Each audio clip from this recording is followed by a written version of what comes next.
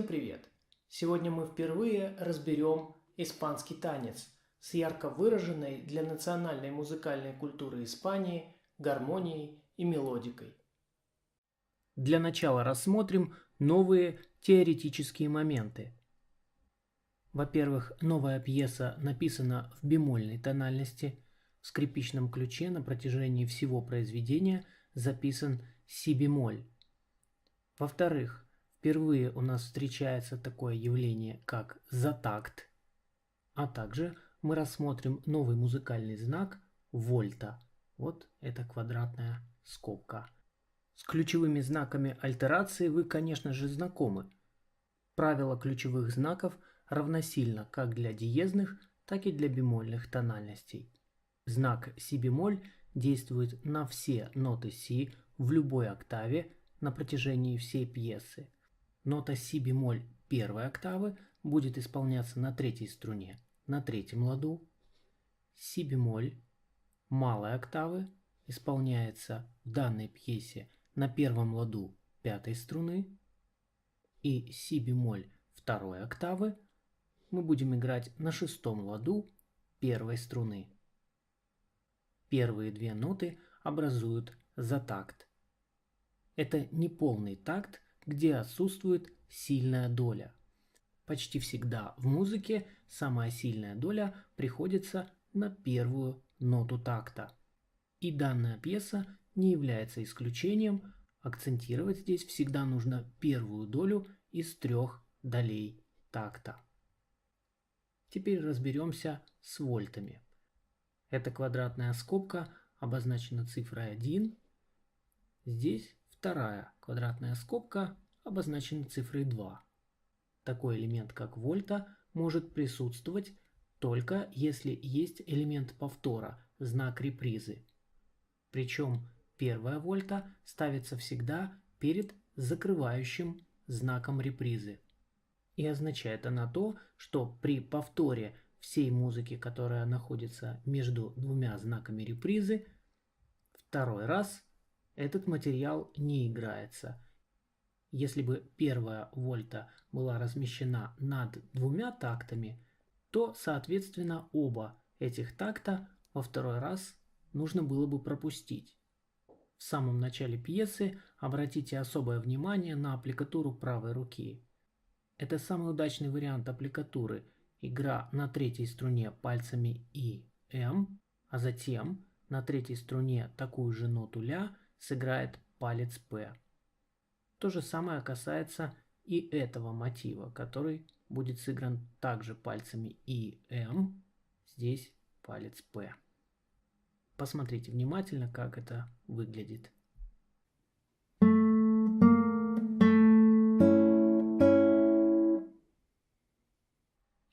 Теперь же я продемонстрирую целиком всю первую строку. Вспомните, что у нас есть знак репризы. Значит, как только мы подойдем к закрывающему знаку репризы, мы вернемся к открывающему знаку, повторим все от ноты ля до первой вольты. То есть последними звуками будут звуки этого аккорда.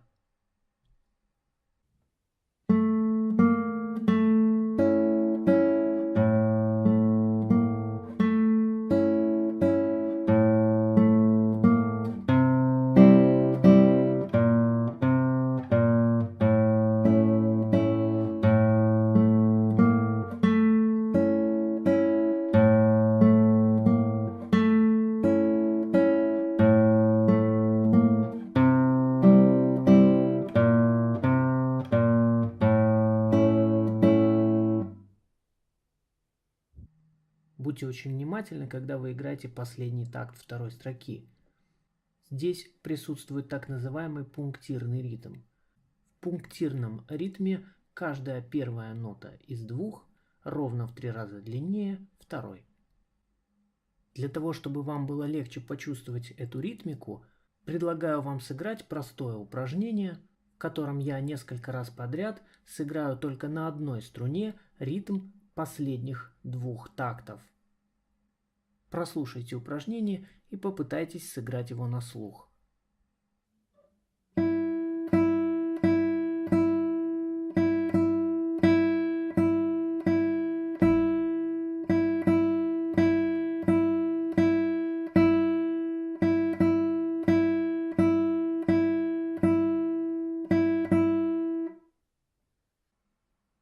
Теперь прослушаем целиком вторую строку, которая прозвучит дважды, так как и в этой строке присутствуют знаки репризы.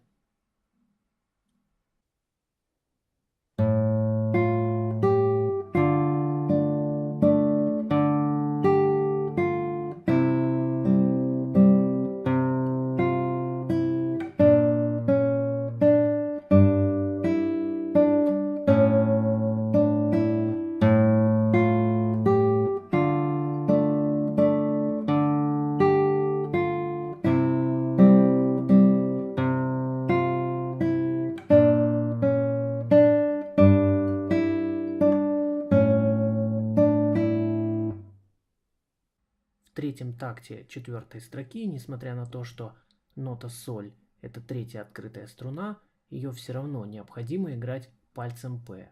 Также обратите внимание на технику исполнения. Как только возникает нота соль на третьей струне, фа необходимо убрать с четвертой струны. А когда третий палец вернется, чтобы прижать ноту фа, постарайтесь прижимать струну таким образом, чтобы палец немного задевал третью струну. Эта маленькая хитрость позволит вам избежать фальшивого звучания одновременно двух нот соль и фа. Итак, слушаем третью и четвертую строку.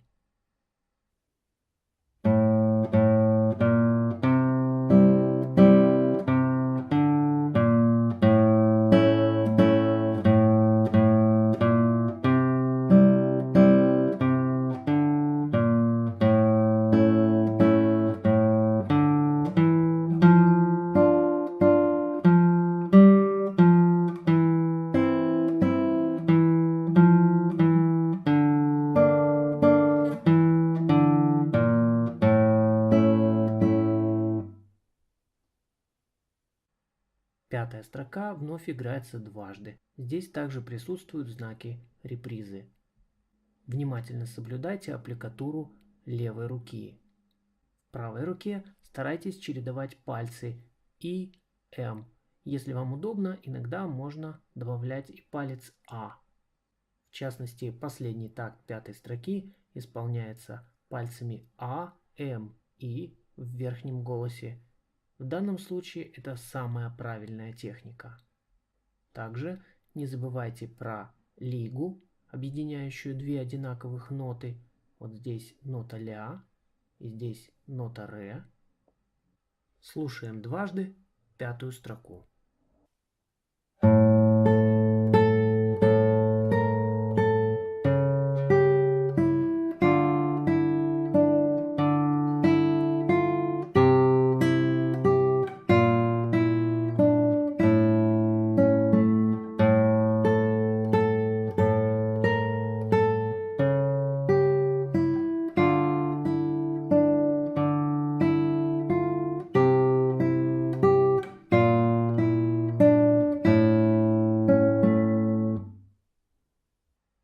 Далее вновь идет череда простых ходов в басу и простых аккордов. Я сыграю такты 6 и 7 строки, а также добавлю 2 такта из последней.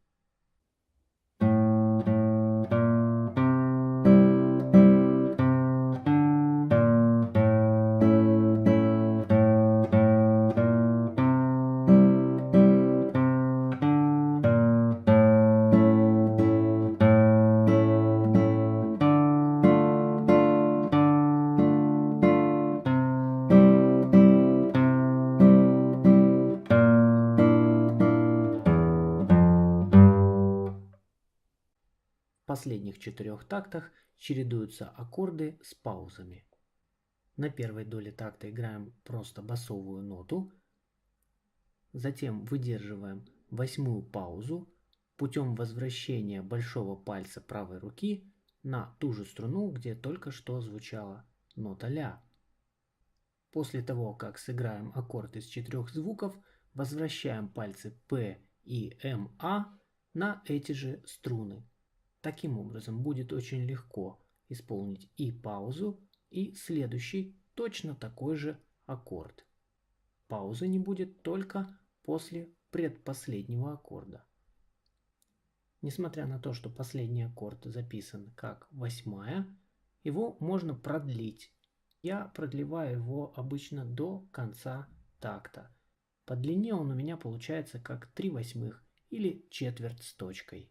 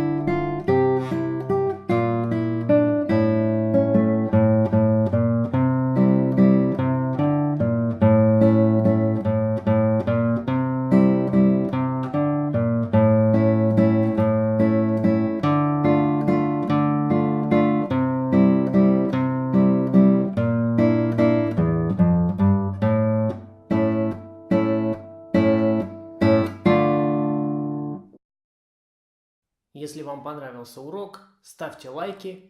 До скорого!